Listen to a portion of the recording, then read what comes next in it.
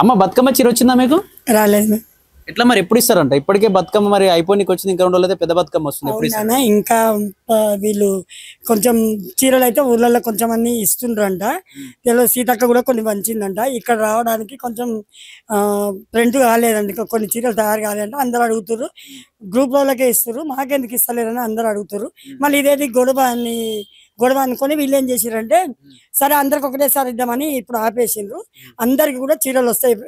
గత ప్రభుత్వం కూడా ఇచ్చారు కానీ ఆ చీరలు కట్టుకోవడానికి కూడా పనికిరాలి. ఇప్పుడు మంచిగా చేపిస్తారు, ఈ ప్రభుత్వం మంచిగా చేపిస్తుంది. మంచి చీరలు ఇస్తున్నారు, పట్టు చీరలు ఎక్కువ ఉన్నాయి. చీరలు కూడా చాలా సూపర్ ఉన్నాయి. కొంచెం ఓపిక పట్టుకుంటే అందరికి ఇస్తారైనా అందరికి చీరలు మాత్రం అందరికి ఇస్తారు. మీరు ఏం బాధపడకండి. అమ్మ ఇప్పుడు కేసీఆర్ అయితే అప్పుడు బతుకమ్మ స్టార్ట్ కాకముందే ఏదైతే ముందు బతుకమ్మ రోజు స్టార్ట్ అవుతుంది, అప్పుడు స్టార్ట్ కాకముందే చీరలు చాలా మందికి ఇచ్చారు. అవి వేసుకుంటే ఆ చీరలు కట్టుకుంటేనే బతుకమ్మకు ప్రతి బతుకమ్మ పండుగ కూడా బతుకమ్మ పేర్చిన పరిస్థితి. మరి ఇంకా ప్రభుత్వం ఇస్తలేదని చెప్పేసి మీ మహిళలందరూ ఎదురు చూస్తారు. మరి ఏం చెప్తారు? మరి ఎట్లా? అవునని అదే అప్పులు చేసిపోయింది ఆయన. కొంచెం చీరలకు టైం పడుతుంది. అవి అందరికి ఇవ్వాలనే ప్రభుత్వం అనుకుంటుంది. అందరికి మాకు కూడా ఎవరికి రాలేదు, అందరికి వస్తాయని మేము కూడా అనుకుంటున్నాం. అంటే గ్రూప్లలో వాళ్ళకి ఇస్తారు అని చెప్పేసి మన రేవంత్ రెడ్డి కూడా మాట్లాడు. ఓన్లీ గ్రూప్ల వాళ్ళకి ఇతర మహిళలందరూ ఇబ్బంది, అందరు రోడ్లపైకి వచ్చే అవకాశం ఉంటుంది. లేదన్నా అందరికి ఇస్తారు, అట్లేం లేదు.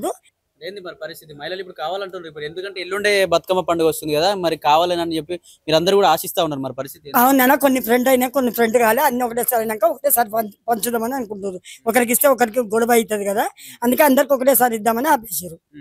ఏం చెప్తారు మరి?